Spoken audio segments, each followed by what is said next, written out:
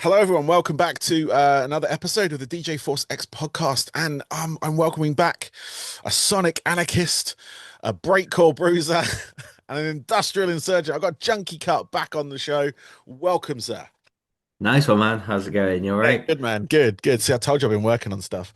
Um, Ooh, um, impressive intro, man. yeah, I try and get apparently you got to hit people straight away these days. So, get them interested straight off the bat. But no, welcome back to the show. I hope you're well and Cheers. everything. Sort of coming back on here and everything. But last time you were on the show, you were just about to play Resistance. And that was probably about 6 or 7 months ago, I believe. It was. Roughly around. Yeah, it was April, I think, like some point in April Yeah. 23rd, something like that. Yeah. Yeah. How did that go for you? Oh, it was fucking amazing. Yeah, Yeah. absolutely amazing. Really wicked weekend. I'd not been there before, Right. so it was just really nice to kind of like, I think there was so many people that I met that I'd not met in person before, Yeah. like only online and like in the kind of online circles over the past 10 years. And it was like, oh my God, like loads of these people are here. It's great. So I got to meet like loads of people I haven't actually met in person before. Um, yeah, it was Nice. beautiful. It was really nice.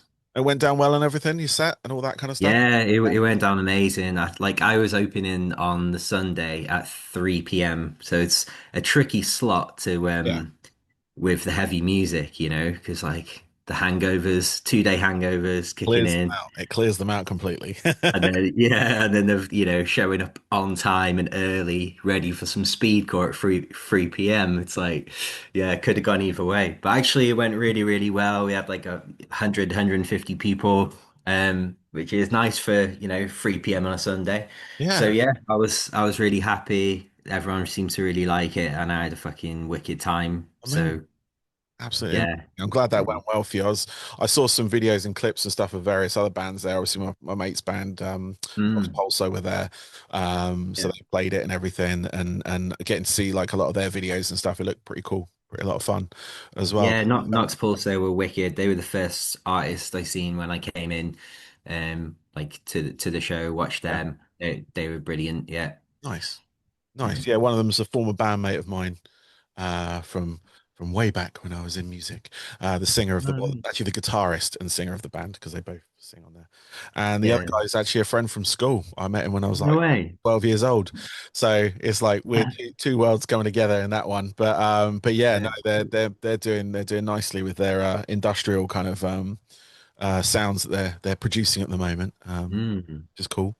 But yeah, I mean, I was like, obviously Resistance, that was the one thing we were kind of like plugging back then. And you've been quite busy in between then and Yeah. now. I've recently noticed you've been out in Europe playing various shows and stuff like that. Would you just tell us a little bit about that, how that's been going, like the Yeah. touring and Yeah. so It's been brilliant. I think this year by the end of the year I would have played 15 shows, which is I think that is a record by about two. So yeah, it's been busy, man. Last weekend I was in where was I? Berlin and Bochum.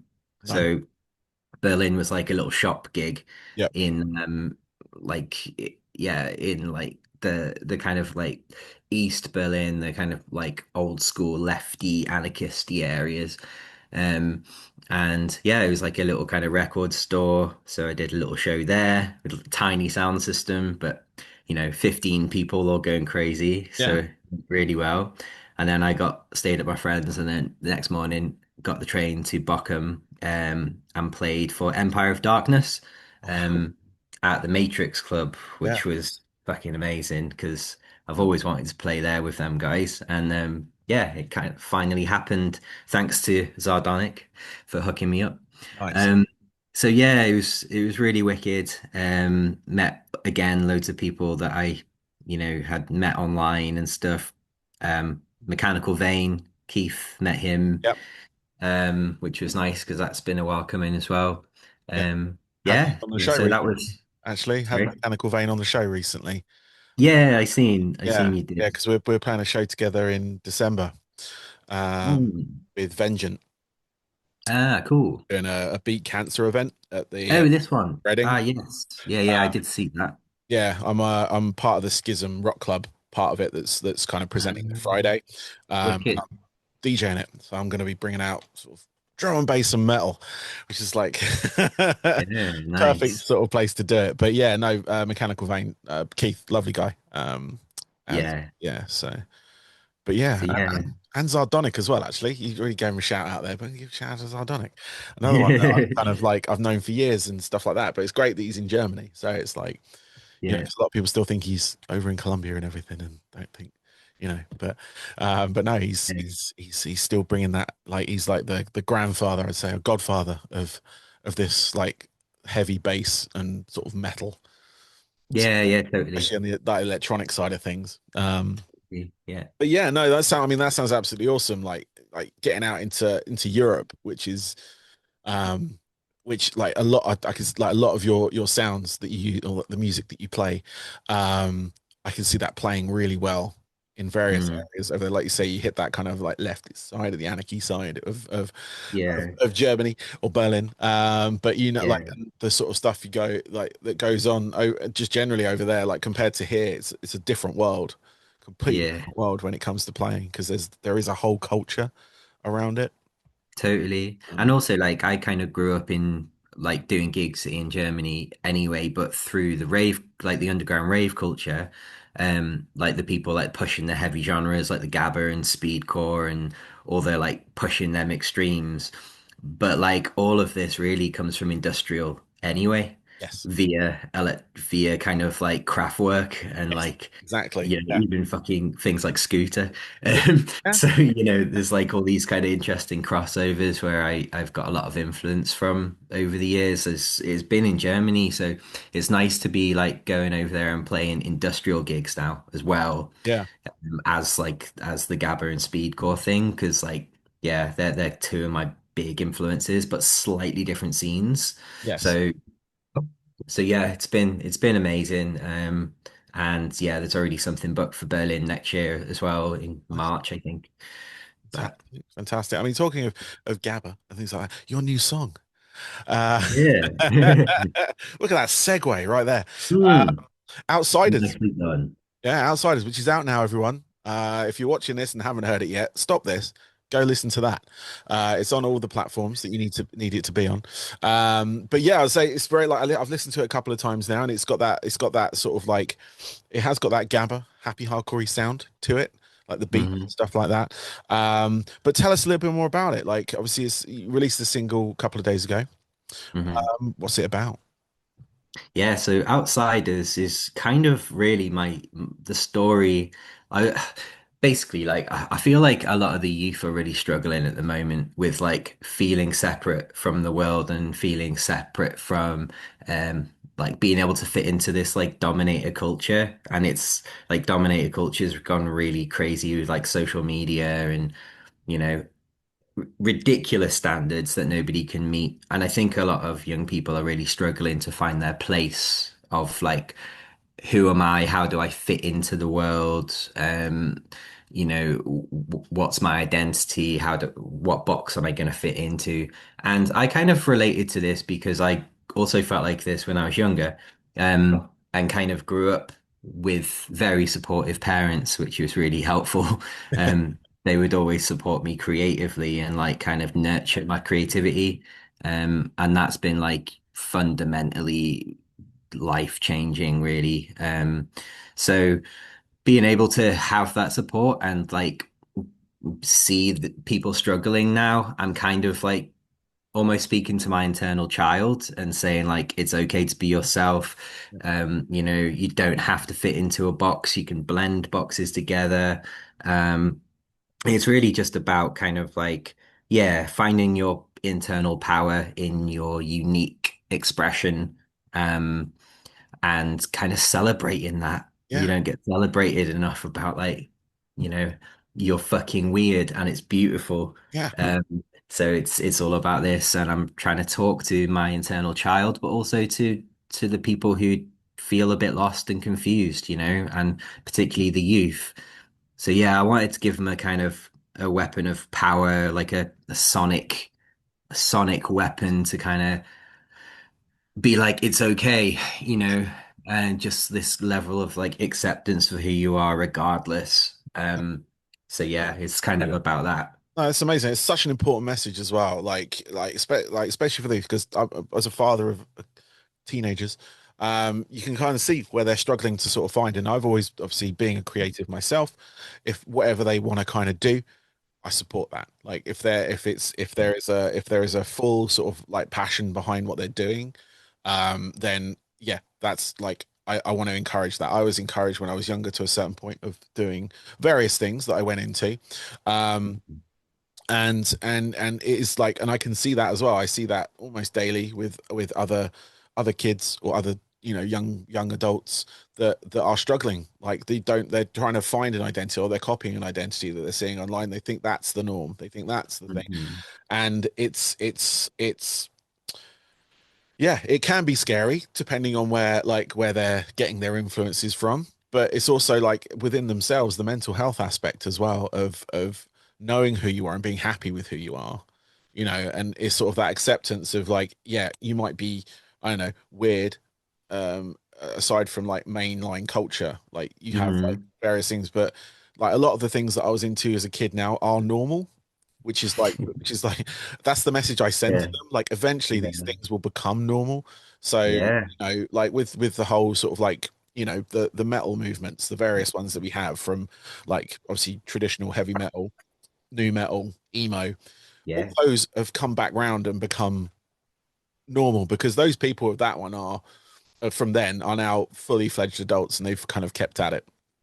Yeah. Yeah. Being an emo is normal. Being into new metal is normal. Being heavy metal, it's normal. But and then you always want to try and find your own identity in that as well. Yeah. Yeah. And you're kind of like falling into that like thing. Hmm. And that's how like culture progresses. That's how things progress. That's how like, and that's what I tell my kids. That's how things go. If you want to do something now that no one else is like, or not many people are doing, do it. Like if you feel happy doing it, do it. If you want to dress a certain way, if you want to act a certain way, if you want to, as long as you're not hurting anyone, Hmm. that's the key. It's like, and that's where, I found a lot of like kind of uh sort of how I guess how I process stuff these days. Like Yeah. I always like now I'm at that age of like everything comes back around again. My baggy trousers are now in fashion. I've been wearing the same Yeah. ones for 20 years.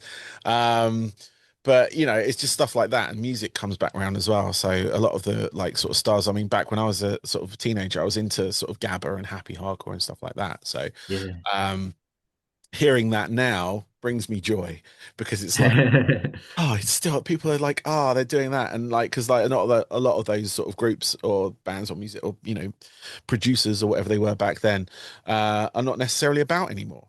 Sure. Yeah. So it's kind of like you can go back, you can listen to the old stuff, which is fine. Do that, everyone does that. But like Yeah. hearing new stuff that takes the influence from that as well.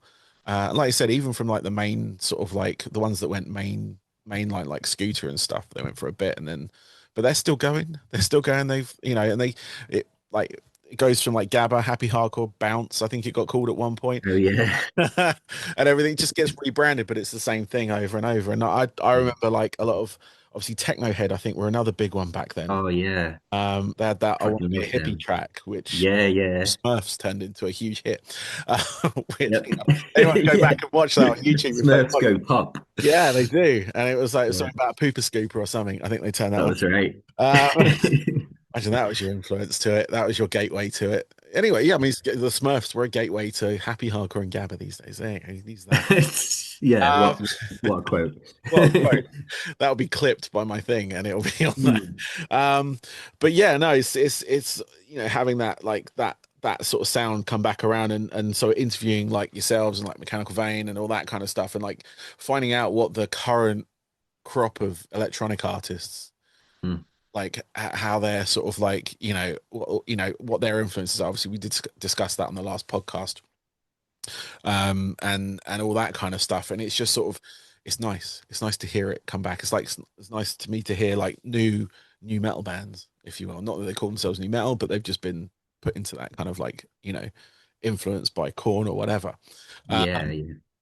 but yeah, I mean, new metal's a massive passion of mine, so I keep talking about it. But but yeah, it's. I mean, go back to the song, I should say, and it is like I say, it's an important message. It is something that people need to hear, like young adults, children, teenagers need to hear. They need to know that Mm. what they're doing. It might be strange now, it might be weird now, but embrace it. It's what makes you you. I think that's the sort of key with it, isn't it? It's just sort of Exactly. and like just sort of helping them through that stage because we've all gone through it.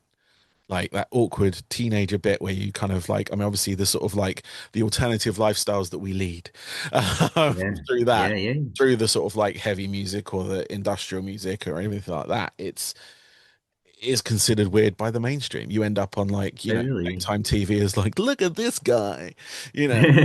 But then like Yeah. 10 years later, it's the norm. It's like, they're making movies about it. They're making all that kind of stuff. Mm. So, Yeah, and capitalizing on the on like the history as well, even though it was like, it's not theirs in a way to use, but there's a kind of cultural appropriation of the outsider as yes, well, yes, um, that goes on with this kind of stuff.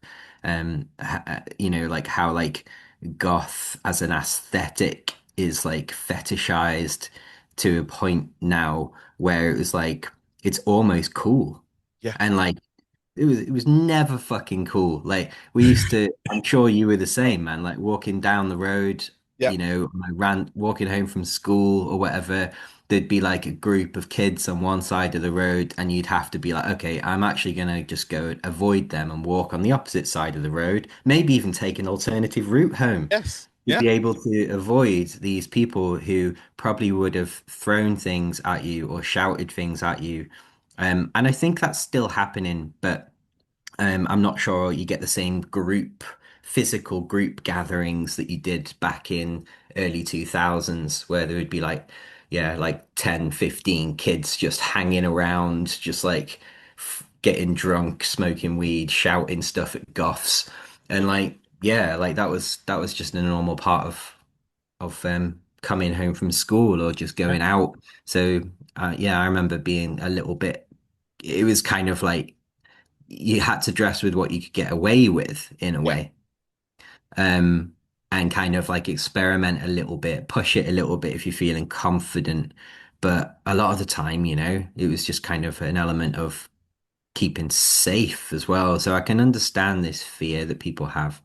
But, you know, like you said, things come around and all this stuff is now trendy. So it's you're right. Like the outsiders will win yeah. eventually. Eventually, it does come around, and they're like, it's like the, say like the geeks will inherit the earth, which pretty much they're doing. Yeah, they Like, did. to laugh at the guy who sat at his computer. I mean, that's what I did when I was younger, sitting on my computer playing games, doing stuff, coding, Yeah, all that. What the fuck are they doing now? They're running everything. They're running everything. it's You look true. at like the whole, like obviously the AI aspect of things. That was by from a geek you probably shouted at when you were younger, talking to certain, not you, talking to certain other people. Um, Yeah, but yeah, it's like I remember that time of like walking back from wherever, and there were groups of and you would take alternative routes or cross the road because even if you cross the road, you still get shouted at. yeah, There's like there was the beauty of headphones; you can kind of just ignore it.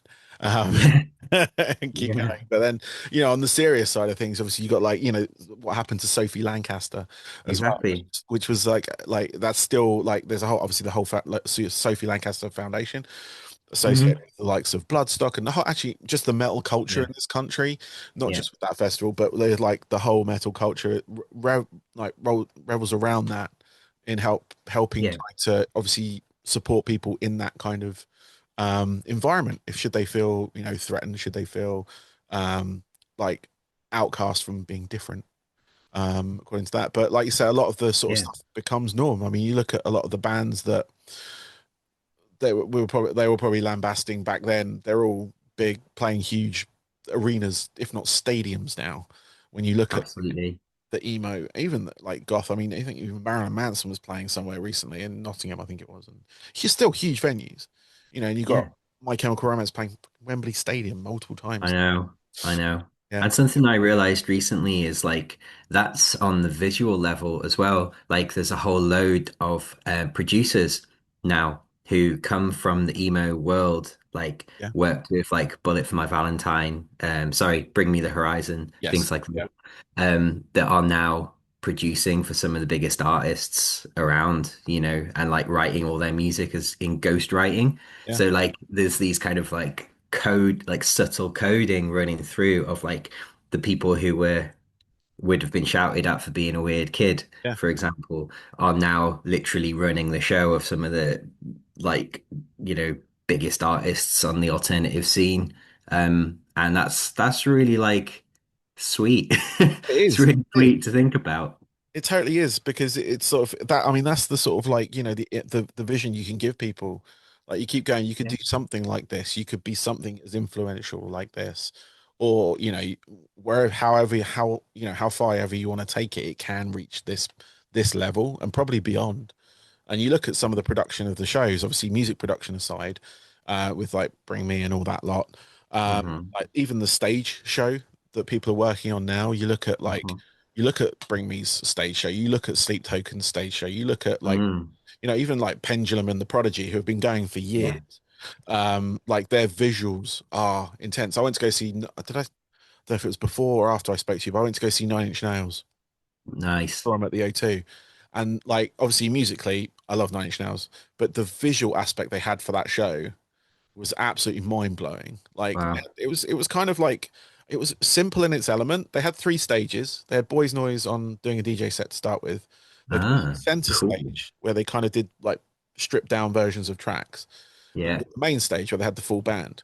And they'd alternate between the shows. So it was one long seamless show. Wow. But the main stage had this great visual where basically there's a guy on stage with them, like with a camera following them around. But they've got this like kind of transparent like drops between like layers on the stage with visuals projected on them. So it looks like a Whoa. real life music video, but it's like live. It's Trent Reznor, it's, everyone else live. Robbie Yeah. call that kind of like live on stage, but like with the camera on there. And then like the middle bit where they go in and they do like the collaboration with Boys Noise and all that kind of stuff. Um, red lasers, all that kind of stuff, just like making it look like a prison cell, all that kind of stuff. But the production was Cool. man, musically fantastic because, like you say, Nine Inch Nails is the music's great, but like just the Yeah. visual aspect, that's what I was like sat there, seated seats. I sit at shows these days, um, but I was just sat there in complete awe of it. It's like one of the best sort of visual representations on stage like I've ever seen, and it was That's amazing. because it was live and it was just projections for a lot of it. So it looks like one of the old Yeah. Nine Inch Nails videos. I Yeah. guarantee if they bring Wow. out like an immersive video or DVD, a bit old maybe Wow. DVD of this, it will look amazing. But yeah, like the whole production on that front. But it's all the people that were, yeah, like I say, at one point called weird, uh, or outsiders. They were all outsiders. Exactly. But yeah, no, I mean the track is great. It's good fun. I like bouncing Thanks. around to that sort of stuff. And my wife's like looking at me like, because she was very like into it when she was younger. She's like, "What's this? Sounds like I said, oh, this is the guy I'm speaking to again." On the thing. I said, "Oh," so I think she went off and listened to the rest of your stuff. So, Nice. but yeah, no, it's a fantastic track. Like I said, everyone, it is out now. It's on all the streaming platforms and all that kind of stuff that you would normally go to. Um, but it's called Outsiders, but it's spelt OUTPSYDERS. Just so in case anyone's looking for it, spelling it the other way. I wonder why it's spelled like that. I won't ask. It's fine. You can find it under Junkie Kut as well. So you just search Junkie Kut, it'll come up with all his other music as well. With Ecstasis, which we talked about on the previous podcast. And then you've got a whole bunch of other sort of albums, singles, even videos I can see here as well on my Apple Music. Uh, Oh, nice. so you got your music videos up on there. It's got similar artists listed on there as well. So if anyone wants to deep dive, they can afterwards. But all your stuff is there. Um, and to sort of circle back around to talking about Germany and everything, you got a couple of shows, haven't you, in a couple of days? For those that Yes. are interested in seeing you in a sort of like if they're listening to this today and they want to trip somewhere in about 3 or 4 days to Germany and Finland, in fact. But yeah, let's talk about those shows. So you got Yeah. 7th and 8th of November. On the 7th, you're playing Cologne in Germany. Sorry, am I getting my tongue around that for some reason? Project Speedcore Dungeon. Tell me about that Exactly. event. Yeah, Project Speak or Dungeon. It's a wicked event. It's like an all night thing, I think 10 till 6. Um So I can't remember what time I'm playing. I've played there once or twice before, and it's always a really nice crowd. Like, yeah, it's a party crowd, you know. It's the kind of thing. It's the kind of event where you're gonna go and yeah, have a party all night and get wasted and be silly, basically. So yeah, it's gonna be really cool. So going out to Cologne on Friday. Seeing some old friends and some new people. It's actually been really nice because a bunch of people have messaged to say, "Oh, I'm coming to the show. It'd be nice to meet you and stuff." So I'm really excited to come and meet some new people as well. Um, yeah, and this will be like the fourth show in Germany this year, and the final for this year. I So have a little final. bit of a break, Yeah. and then yeah, then I've got to get the flight in the morning from Frankfurt.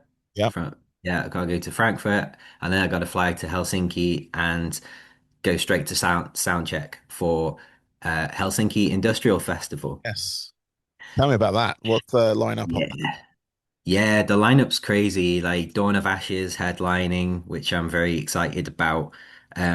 A bunch of artists from all over Europe. There's like Plague Against Humanity, who are like a breakcore industrial band from Czech Republic playing. Um, then there's like Kuro, who I think you might have had on before. A UK band, Yeah. Kuro. I haven't Um, actually. No, I no, haven't. No. okay. Um, yeah, so they're playing who else? Uh, Antibody, who's like a kind of industrial techno-y guy yep. who's also a legend. Um Got the yeah, lineup in just front of me a here. whole bunch of people. And yeah, this will be like the second time I've been in Finland this year as well. So some people are coming as well to this. So yeah, if you're one of my Finland friends, then come over. I'll try and get you some guest list tickets. Nice. Yeah. So But obviously hit 'em up. Go to junkiekut.com. Find you there. But yeah, you got Dawn of Ashes, Empathy Test, Massive Ego, Leather Strip, Leather Strip, uh, Leather strip, yeah. Shiver, Motel Transylvania. Yeah, there's a whole bunch of bands on this. It looks like a lot of fun actually. But yeah, that's in Finland, Helsinki, in Finland. For any It of my is. Finnish viewers, which I should have a few because I've had a few Finnish bands on this. So Have you? yeah, I've like the Rasmus, Oh uh, yeah, yeah. Nice. Lordi, uh, um, Great. all the big Finnish bands, and a couple of small ones as well. Luna Kills, which was really good, essentially like one of my albums Ooh, this year. They're really good. But yeah, and I've had a few Finnish people join various channels and stuff. So hopefully, if they're watching this or listening to this, go check out the Industrial Festival. If you've never been to one before, it'll be fun. Don't worry about it. But but yeah, it looks like a good festival actually. It's like some good groups on there. I've not been, but apparently it's like the Finnish equivalent of Resistance, Okay. in terms of the crowd and the diversity of artists. Yeah. So yeah, so it's one of them ones, and also like tons of amazing artists who were like really small at one point are like playing much bigger events now, and they often pass through there. So yeah, it's going to be a really good one. I'm looking forward to. I actually met the promoter last time I was in Finland. We went to a karaoke bar and got drunk, and he tried to get me to do karaoke, and he was really pestering me. He was like, he was like, "Go on, you should do karaoke. You're in Finland," and I was like, "No, I'm not doing fucking karaoke." Um, so yeah, ABBA or something. You know they will. Um,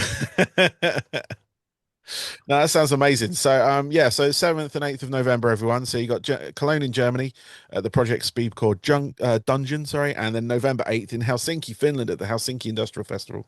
So people can go check you out almost immediately after this. But yeah, go check out the track. It is out now, everybody. It is on all streaming platforms. It is called Outsiders. Um, so I keep plugging it because Yeah, nothing. please do. Yeah.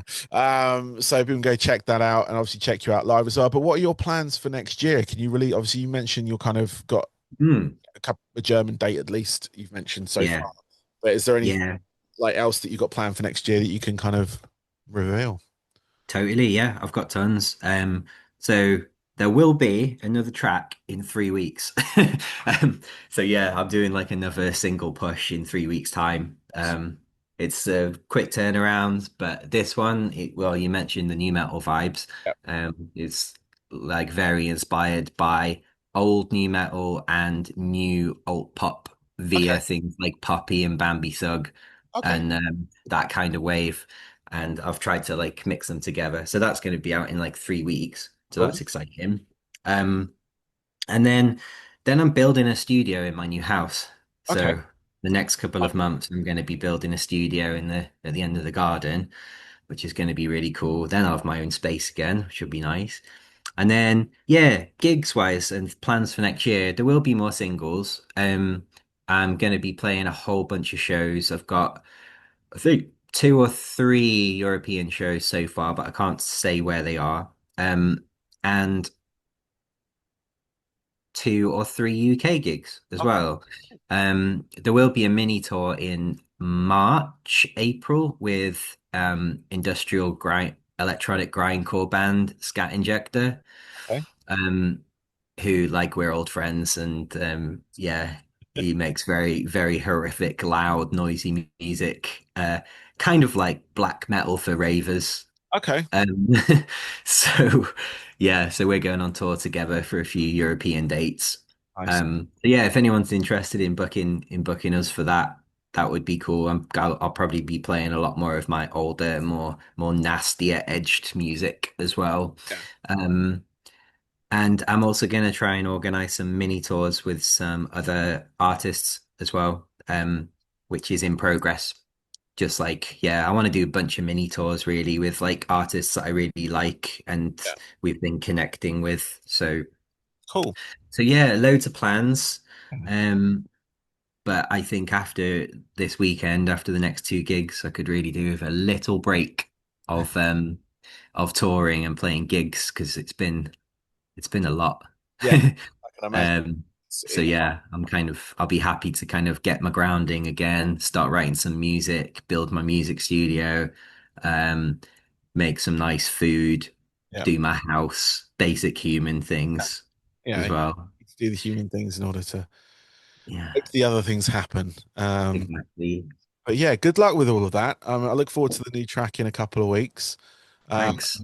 I was going to ask if it was going to be a Christmas song, but uh, um, but that, No, sadly not. Sadly not. It's one of these things. I've been offered to do one of these a couple of times, yeah. and I'm not sure how to pull it off yet creatively Okay. as this project, Yeah. because it's like it's not going to be a cheesy little jingle. Like I can't do one of them. So how do I make something that has some depth to it? Yeah. You know, because like yeah, I tried to make music with a lot of depth. So like yeah, how can I do that? Maybe I'll tie it in with like solstice and ritualistic Yeah. I think stuff that's probably around that time. because Christmas can be quite shallow in general. Exactly. But if you actually tie it to the original like idea of this festive season, Yeah. you might get a bit more body and depth out of it.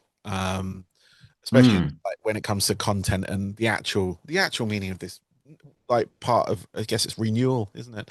Yeah, So it's absolutely. kind of doing that, um but yeah, my dad always told me you've got to write a Christmas song. And just like constant royalty. Like, all right, Christmas song, Dad.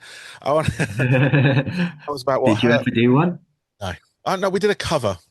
All right. Did last Christmas cover, which was it was all right. It was just we just kind of had moment in the studio. Oh, let's do that. Let's do a Wham cover.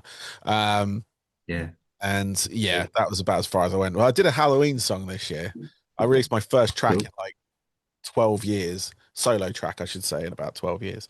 Oh, nice. Did all right. It was like I kind of I say new metaled up a kids Halloween song. Um and yeah, it did all right. Did all right. And it's out for well, it's still out now. You know, YouTube had the most amount of hits on it, but only because it's Oh, cool. associated with a Disney product Yeah. from back in the Yeah. day. So Okay. but yeah, no, and that's kind of lit the fire under me to release music and stuff like that again because did a bit Yeah. with my old band. We had some old demos we put out a few years ago, and that kind of like, oh, okay, this is nice. I like this.